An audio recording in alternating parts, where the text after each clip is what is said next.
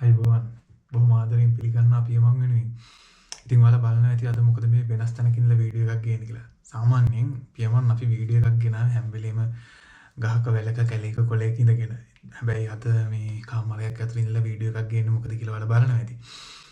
හේතුව තමයි මම යම් කාලයකට ලංකාවෙන් පිටට ආවා මගේ ඉදිරි අධ්‍යාපන වැඩ කටයුතු වලට.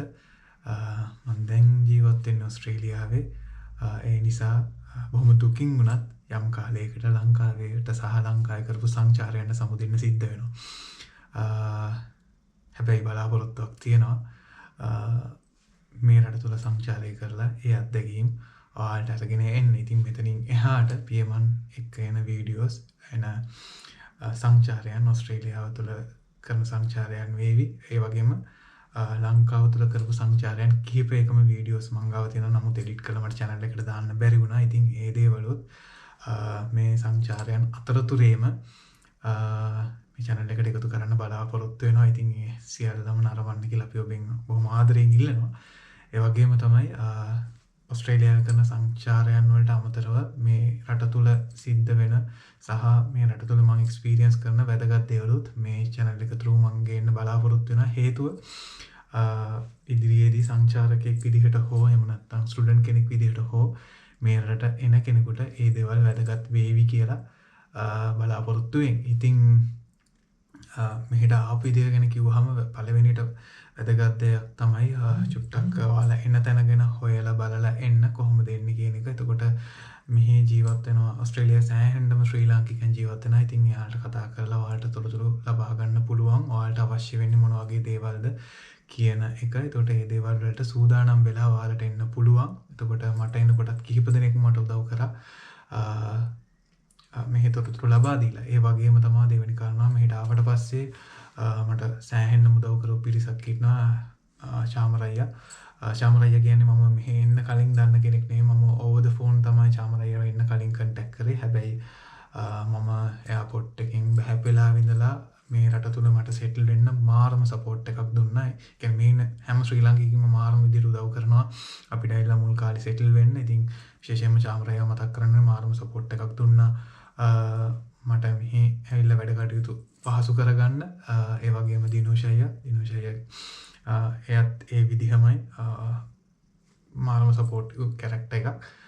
ඒ වගේම මතක් කරන්න ඕනේ ප්‍රොෆෙසර් ගයාන් මහාචාර්ය ගයාන් එතුමත් මට මේ රට තුල මගේ වැඩ කටයුතු ටික පොඩ්ඩක් සෙටල් කරගන්න ලොකුම සපෝට් එකක් දුන්නා. ඉතින් මේ විදිහට හැමෝම අපිට උදව් කරනවා. මෙහෙට ආවට පස්සේ කට්ටිය විශේෂයෙන්ම මතක් කරන්න ඒ වගේම තමයි ඔයාලා එහෙම යාළුවෙක් කතා කරලා එන එක. යාළුවෙක් කතා කරලා එන එක ඔයාලට මාරම විදිහට වැදගත් වෙනවා. මොකද ඔයාලා එන්නේ නොදන්නම තැනකටනේ. එතකොට මෙහි සිස්ටම් එක ලංකාවේ සිස්ටම් එකට වඩා සෑහෙන්නම වෙනස්. එතකොට ඒ වැඩ කටයුතු වලට මූණ දෙන්න, ඇඩැප්ට් වෙන්න එහෙම කෙනෙක් එක්ක කනෙක්ෂන් එකක් හදාගෙන ඉන්න එක වලට සෑහෙන්නම වැදගත් වෙනවා. ඒ වගේම තව ඉස්සරහ දේවල් වලටත් එක වැදගත් වෙනවා මම ඇයි කියලා කියන්න. ඉතින් මෙහි ආවට පස්සේ මම එක්ස්පීරියන්ස් කරපු දේවල් එක්ක මෙහිදී මුලින්ම ඕන වෙන දේවල් ටික ගැන කතා කරොත් මට හිතෙනවා මෙහෙම මම ඇවිල්ලා තාම ලොකු කාලයක් නෑ. මම මේ වීඩියෝ කරන දවස් වෙනකොට දවස් 10ක වගේ කාලයක් මම මේ රටට ඇවිල්ලා වෙන්නේ. ඉතින් ඒ ආපු කාලය තුල මම ලබාගත් අත්දැකීම් එක්ක මම මේ දේවල් කතා කරන්නේ. ඉතින් පළවෙනියට ඔයාලට වැදගත් වෙයි කියලා හිතන දේ තමයි මොබයිල් කනෙක්ෂන් එකක් හදාගන්න එක, සිම් එකක් ගන්න එක. මම ආවට පස්සේ මුලින්ම කරේ ඒ දේ. ඔයාලට රෝමින් ඇක්ටිව් කරපු සිම් එකක් නම් තියෙන්නේ. මෙහි ආවට පස්සේ ප්‍රශ්න කමියුනිකේෂන් තියාගන්න පුළුවන් තමන්ගේ රටත් එක්ක. නමුත් මේ රට තුල කතා කරන්න සහ තමන්ගේ රටත් එක්ක කතා කරන්න ඔයාලට මෙහි කනෙක්ෂන් එකක් ලබා ගන්න එක වඩාත් පහසුයි. එතකොට මෙහි තියෙනවා ටෙල්ස්ට්‍රා, ඔප්ටස්, වෝඩාෆෝන් මේ වගේ මොබයිල් සර්විසස් කීපයක්ම.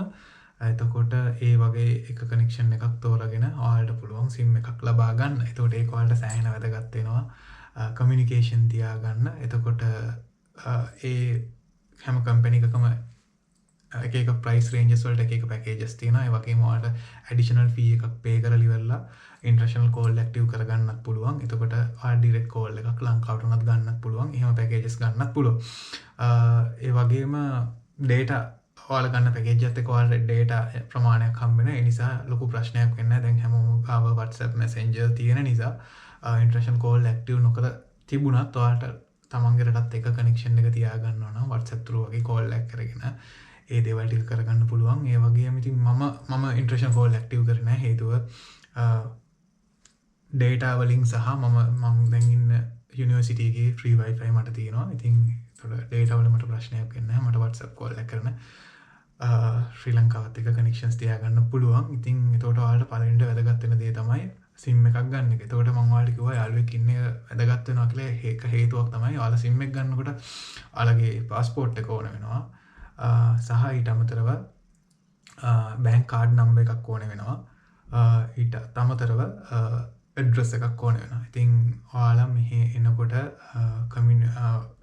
accommodation හරියටම තෝරාගෙන නැත්නම් හරියටම settle වෙලා නැත්නම් ඔයාලට address එකක් දෙන්න තැනක් නැති වෙනවා.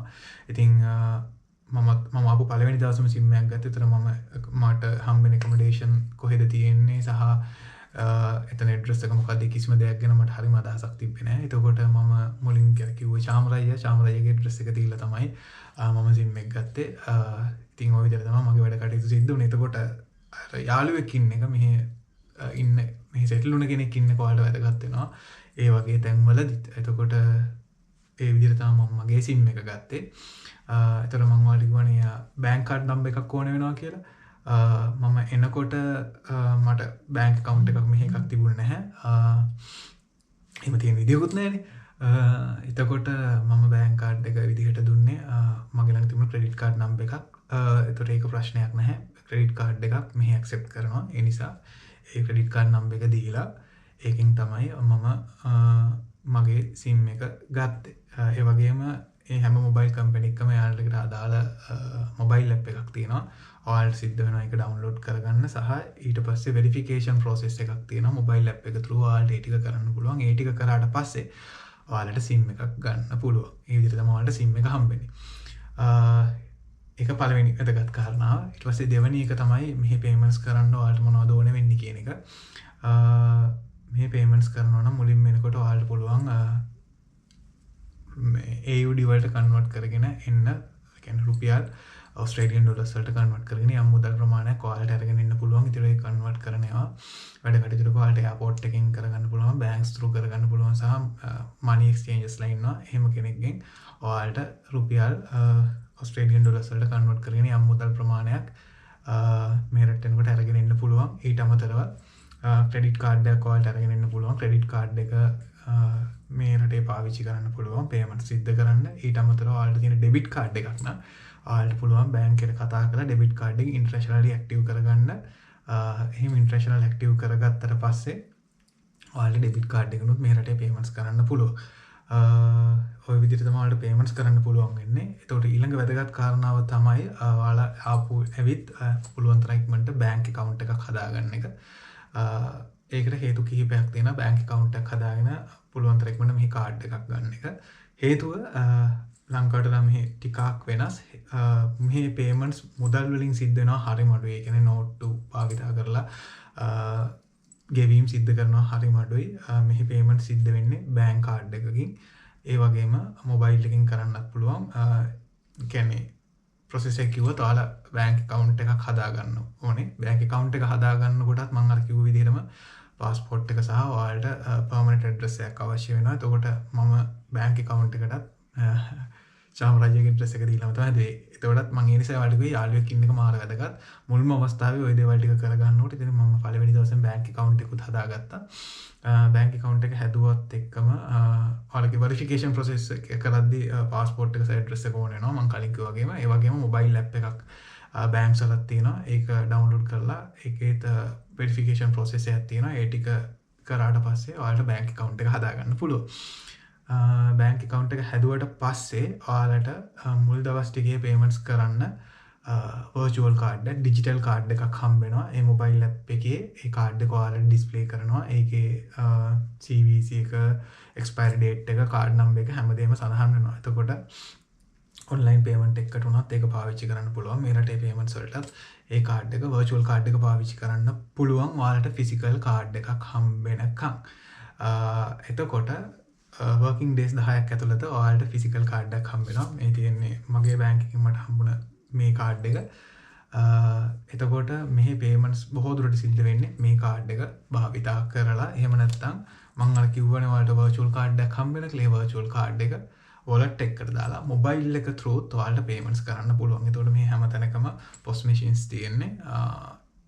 කාඩ් payments කරන්න පුළුවන් විදිහට පොඩිම තැන ඉඳලා හැම තැනකම කාඩ් payments කරන්න පුළුවන් විදිහට තමයි හැදිලා තියෙන්නේ. එතකොට නෝට් විදිහට මුදල් භාවිතාවක් නැතිම තරම්. එතකොට ඔයාලට බැංක් account එකක් හදාගන්න එක දෙවෙනි වැදගත් කාරණාව සහ කාඩ් එකක් ගන්න එක වැදගත් කාරණාවක් වෙනවා. ඊට අමතරව අපි මෙහි ආවට පස්සේ මෙහි යන්න ඕනේ. එතකොට අපිට ට්‍රාන්ස්පෝර්ටේෂන් අවශ්‍ය වෙනවා. එතකොට මෙහි පබ්ලික් ට්‍රාන්ස්පෝර්ට් සර්විස් වලදීත් අර මං කිව්වා වගේම මුදල් භාවිතාවක් සිද්ධ වෙන්නේ නැහැ. ඒකටත් ඔයාලට කාඩ් පේමන්ට්ස් තමයි සිද්ධ කරන්න වෙන්නේ. එතකොට මෙහි අපේ බස් තියෙනවා, ට්‍රෑම් තියෙනවා, එතකොට ට්‍රේන්ස් තියෙනවා. ඔයාලට ඒ ඕන එකක් පබ්ලික් ට්‍රාන්ස්පෝර්ට් පාවිච්චි කරන්න පුළුවන්. ඒ හැම එකම පොඩි මැෂින් එකක් තියෙනවා. ඒ මැෂින් එකට ඔයාලට ගන්න පුළුවන් කාඩ් එකක්. ඒ කාඩ් එක ස්කෑන් කරලා තමයි ඔයාලට යන්න සිද්ධ වෙන්නේ. දැන් මම ඉන්නේ මෙල්බන් වික්ටෝරියා වල. එතකොට මෙහි තියෙන මේන් ට්‍රාන්ස්පෝර්ටේෂන් සර්විස් එක තමයි මේ PTV කියන්නේ. එතකොට PTV කියන්නේ පබ්ලික් ට්‍රාන්ස්පෝර්ට් වික්ටෝරියා කියන එක. එතකොට ඒකට රිලේටඩ් මේ තියෙනවා මයිකි කියලා කාඩ් එකක්. එතකොට මම මේ කාඩ් එක අරගෙන තියෙන්නේ. මේ කාඩ් එක ඔයාලට ගන්න පුළුවන් රේල්වේ ස්ටේෂන් සහ ඒ සිටි ඒරියාස් වල තැන් කීප එක මේ කාඩ් එක ලබා ගැනීමේ ෆැසිලිටි එක ඔයාලට ලබා දීලා තියෙනවා. එතකොට මේ කාඩ් එක අරගන්න පුළුවන් ඔයාලට.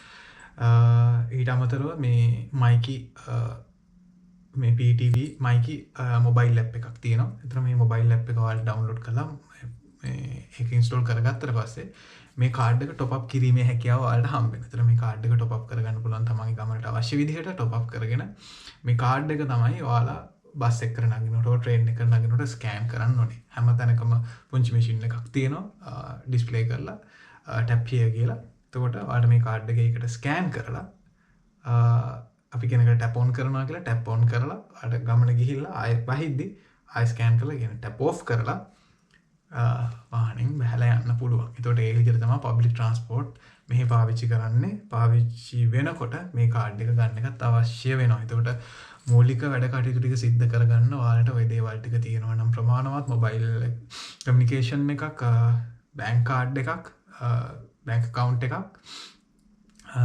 සහ මේ ට්‍රැවල් කාඩ් එකක්. එතකොට මේ දේවල් ටික තියෙනවා නම් මුල් කාලය තුල සෙටල් වෙන්න ඔයාලට ප්‍රමාණවත්. ඉතින් මේ දේවල් ටික තමයි මම මුලින්ම එක්ස්පීරියන්ස් කරේ. මේ ආවට පස්සේ ඉතින් තම පුංචි කාලේ ඇවිල්ලා තව එක්ස්පීරියන්ස් කරන දේවල් වලට අරගෙන ඉන්නම්. ඒ වගේම ලොකු බලාපොරොත්තුවකින් ඉන්නවා මේ රට තුළ සංචාරය කරලා මේ රටේ තියෙන ලස්සන දේවල් ටික ඔයාලට අරගෙන එන්න. ඉතින් එකතු වෙලා එන්න පියමන් එක්ක ඔයාලට අවශ්‍ය දේවල් සහ ලස්සන දේවල් ගොඩාක් ඉදිරියට අරගෙන ඉන්න බලාපොරොත්තු වෙනවා. එහෙනම් තවත් මේ වගේ වීඩියෝ එකකින් ආයෙ හම්බ වෙන බලාපොරොත්තු වෙන දැන් නතර වෙනවා. හැමෝටම ජය වේවා.